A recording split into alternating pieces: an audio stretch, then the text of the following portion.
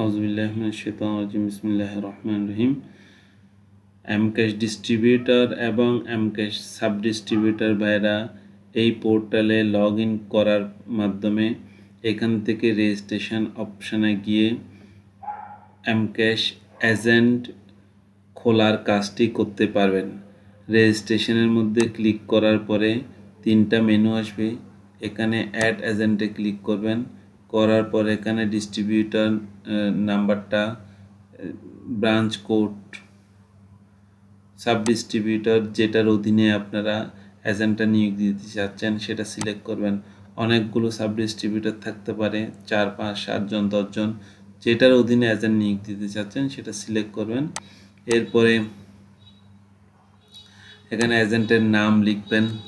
হ্যাঁ, যদি এখানে কোনো প্রতিষ্ঠানের নাম হয় তাহলে প্রতিষ্ঠানের নাম লিখবেন, আর যদি হয় কোনো ব্যক্তির নাম তাহলে এখানে ব্যক্তির নাম লিখবেন। হ্যাঁ, তারপরে এখানে যেই এজেন্টের মোবাইল নাম্বার সেই মোবাইল নাম্বারটা লিখবেন যেটাতে কোনো এমক্যাশ করা নাই। সেই ক্ষেত্রে এমক্যাশ করা আছে কি নাই সেটা ট্রাই করার জন্য *259# এটা ডায়াল করে চেক করে দেখতে পারবে ওই কাস্টমার, ওই এজেন্ট। এরপর এখানে 3 নাম্বার দিবেন। এরপরে এখানে বিজনেস আইডি, ট্রেড লাইসেন্সের কোনো নাম্বার থাকলে সেটা, এখানে ইমেল অ্যাড্রেসটা দিবেন। তারপরে ফোন নাম্বারে এখানে কোনো অন্য কোনো ফোন নাম্বার দেওয়ার প্রয়োজন হলে সেটা দিতে পারেন ওই এজেন্টের। এখানে পার্সোনাল ইনফরমেশান, এজেন্টের পার্সোনাল ইনফরমেশান, তার নাম, তার জেন্ডার সিলেক্ট করে দিবেন, মেল ফিমেল। তারপরে এখানে জন্ম তারিখটা সিলেক্ট করবেন, মাস প্রথমে, মাস, দিন, বছর, এভাবে এখানে ফরম্যাটটা দেওয়া থাকবে, সেই ফরম্যাট অনুসারে দিবেন। কেওয়াইসি নাম্বারের মধ্যে এজেন্ট ওপেনিং ফর্মের মধ্যে একটা নাম্বার থাকে, যদি নাম্বার পাওয়া না যায় তাহলে এখানে মোবাইল নাম্বারটা বসিয়ে দিবেন। আইডি টাইপের মধ্যে সবাই অবশ্যই ন্যাশনাল আইডিটা কালেকশন করে সেটা দিবেন। এরপরে এখানে ন্যাশনাল আইডি নাম্বারটা বসাবেন, এখানে মোবাইল, ওর বাবার নামটা বসাবেন, মায়ের নামটা বসাবেন। পেশা হতে পারে তার শুধু কমিশন বিজনেস, হতে পারে সে অন্য কোনো ব্যবসার সাথে জড়িত, মুদির দোকান, তারপরে টপ আপের দোকান, কাপড়ের দোকান, যেই পেশার সাথে জড়িত সেখানে এখানে বিজনেসম্যান না লিখে স্পেসিফিক লেখার চেষ্টা করবেন। পারপাস অফ ট্রানজ্যাকশান, এই যে মোবাইল ব্যাংকিং, সেটা লিখে দিতে পারেন। এরপরে এখানে ন্যাশনাল আইডি কার্ডের উভয় পেজ স্ক্যান করে সুন্দরভাবে এখানে আপলোড দিবেন। এরপরে এখানে এজেন্টের যে এমক্যাশ এজেন্টের ফটোটা দিবেন, ট্রেড লাইসেন্সের স্ক্যান কপিটা এখানে দিবেন যদি ট্রেড লাইসেন্স থাকে। যদি না থাকে তাহলে এখানে উনি কোন ব্যবসায়, সেই ব্যবসার সমিতি থাকে, সমিতি থেকে একটা মেম্বারশিপ সার্টিফিকেট নিয়ে আপলোড করতে পারেন। এরপরে এখানে যে ফর্মটা, এজেন্ট ওপেনিং ফর্মটা, সেটা এখানে আপলোড দিবেন। এখানে ট্যাক্সের যদি থেকে থাকে টিন সার্টিফিকেট, সেটা আপলোড দিবেন। নমিনির যদি কোনো ডকুমেন্ট নিয়ে থাকেন, নমিনির আইডি কার্ড যদি নিয়ে থাকেন, নমিনির ছবি যদি নিয়ে থাকেন তাহলে এখানে দিবেন। আরও কোনো ডকুমেন্ট যদি সংযুক্ত করার প্রয়োজন হয় তাহলে আদার্সে গিয়ে সেই ডকুমেন্টটা আপলোড করে দিবেন। এরপর এখানে কন্ট্যাক্ট ইনফরমেশানের মধ্যে অ্যাড্রেস 1, এটা হচ্ছে ওই এজেন্টের ব্যবসায়িক যে ঠিকানা, সেই ঠিকানাটা মূলত এখানে বসানো হয়। এখানে আপনি অ্যাড্রেস 1-এর মধ্যে তার দোকানের নাম্বার দিতে পারেন, মার্কেটের নামটা দিতে পারেন। তারপরে অ্যাড্রেস 2-এর মধ্যে আপনি ওর যেই কোন রোডের মধ্যে সেই রুটটা উল্লেখ করে দিতে পারেন। এখানে পোস্ট অফিসটার নাম লিখে দিবেন, এখানে পোস্ট কোডটা দিয়ে দিবেন, এবং এখানে ডিস্ট্রিক্ট, কোন ডিস্ট্রিক্টে সেটা সিলেক্ট করবেন। সিলেক্ট করার পরে এখানে থানাটা সিলেক্ট করে দিবেন।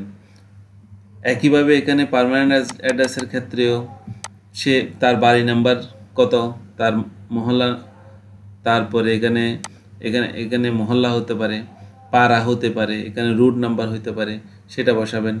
এরপরে এখানে পোস্ট অফিসের নাম্বারটা, পোস্ট অফিসের যে নাম, সেই পোস্ট অফিসের নামটা দিবেন, এখানে পোস্ট অফিসের নাম্বারটা দিবেন এবং এখানে তার পার্মানেন্ট অ্যাড্রেসের জেলা এবং থানাটা সিলেক্ট করে দিবেন। দেওয়ার পরে বিশেষ কোনো নোট দেওয়ার প্রয়োজন হলে সেটা দিয়ে এখানে সেভ বাটনে ক্লিক করবেন।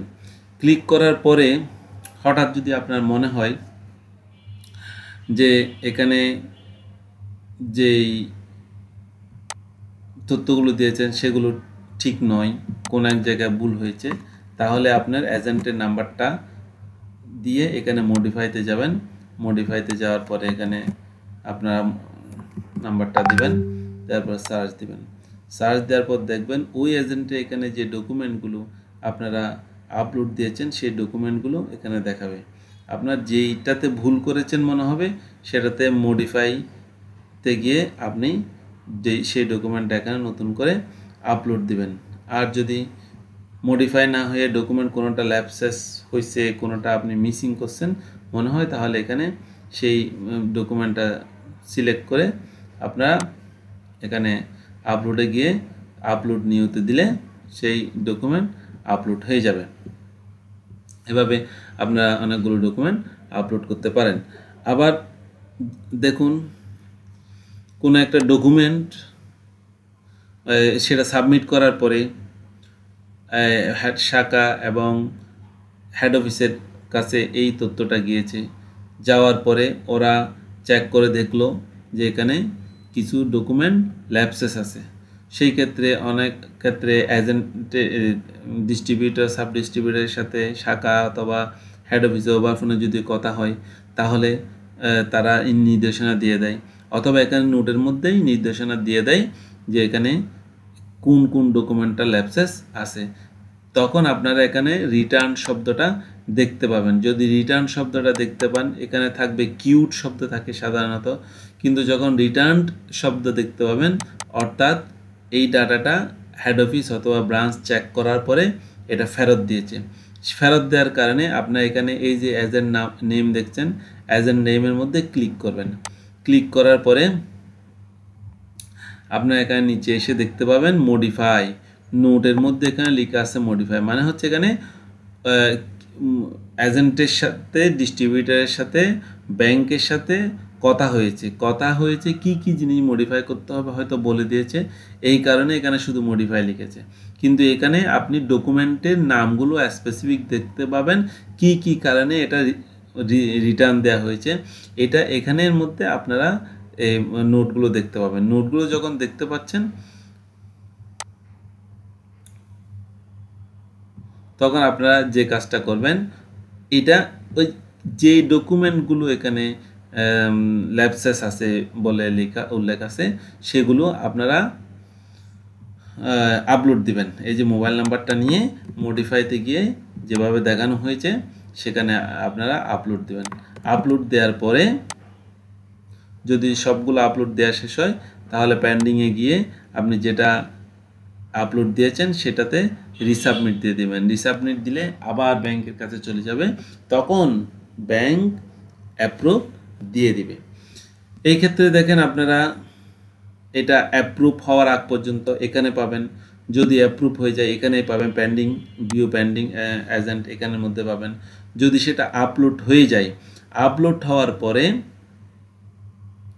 আপনারা সেটা অ্যাপ্রুভ হওয়ার পরে সেটা রিপোর্টে যাবেন। রিপোর্টের মধ্যে আপনি এখানে এজেন্ট লিস্ট দেখবেন। এজেন্ট লিস্টের মধ্যে আপনি যখন সাবমিট দিবেন তখন আপনাকে শো করবে সবগুলো এজেন্টের ডাটা। হ্যাঁ, এখানে সাব ডিস্ট্রিবিউটার নাম্বার দিয়ে অনেকগুলো যদি সাব ডিস্ট্রিবিউটার নাম্বার হয় তখন আপনি যে কোনো একটা সাব ডিস্ট্রিবিউটার নাম্বার দিয়ে সাবমিট দিলে ওই নির্দিষ্ট সাব ডিস্ট্রিবিউটার ডাটা দেখাবে। আর এখানে যখন আপনি দিয়েছেন দেখেন এখানে ক্রিয়েটেড মানে হচ্ছে এই অ্যাকাউন্টটা ওপেন হয়ে গেছে। এখন যে অ্যাকাউন্টটা ওপেন হয়ে গেছে সেটা *259# ডায়াল করে সে এখনো পিন সেট করেনি। পিন যদি সেট করতো তাহলে সেটা হয়ে যেত পেন্ডিং লিস্টে। এখানে দেখেন ক্রিয়েটেডের পরে এখানে একটা দেখতে পাচ্ছেন ব্লক একটা অপশন আছে, পেন্ডিং অপশন থাকে, হ্যাঁ পেন্ডিং অপশন থাকে, সেটা হেড অফিস এবং ব্রাঞ্চ থেকে অ্যাক্টিভ করে দেয়। আবার যেগুলো ব্লক আছে সেগুলো ডিস্ট্রিবিউটারের মাধ্যমে হেড অফিসকে জানালে সেগুলো পিন রিসেটের অপশন দিয়ে দেয়। আবার এখানে অ্যাক্টিভ যেগুলো সেগুলো তো অ্যাক্টিভ আছেই, হ্যাঁ তো এইভাবে অ্যাক্টিভ করে নিতে হয় ক্রিয়েটেডগুলো। এটা পিন রিসেট করলেই *259# ডায়াল করলেই কিন্তু সেগুলো পিন সেট করার অপশন কিন্তু আসবে, হ্যাঁ। তো এভাবেই আমরা টোটাল এমক্যাশ অ্যাকাউন্ট ওপেনিং প্রসেসটা শেষ করতে পারবো। তারপর এখানে এজেন্টকে আপনারা যদি ইনস্ট্যান্ট কিউআর দিয়ে দিতে চান কোনো একটা নির্দিষ্ট এজেন্টকে, তাহলে এখানে এজেন্টের নাম্বারটা দিয়ে সাবমিট দিলে কিউআরটা চলে আসবে। আর যদি সবগুলো এজেন্টের কিউআর জেনারেট করতে চান তাহলে এখানে অলের মধ্যে ক্লিক করে যখন সাবমিট দেওয়া হবে তখন কিন্তু সবগুলো এজেন্টের কিউআরগুলো চলে আসবে। এখানে আরও অনেকগুলো মেনু আস্তে আস্তে যুক্ত হবে। আমরা শুধুমাত্র অ্যাকাউন্ট ওপেনিংয়ের চ্যাপ্টারটা এখান থেকে দেখলাম। ধন্যবাদ। আসসালামু আলাইকুম ওয়া রাহমাতুল্লাহ।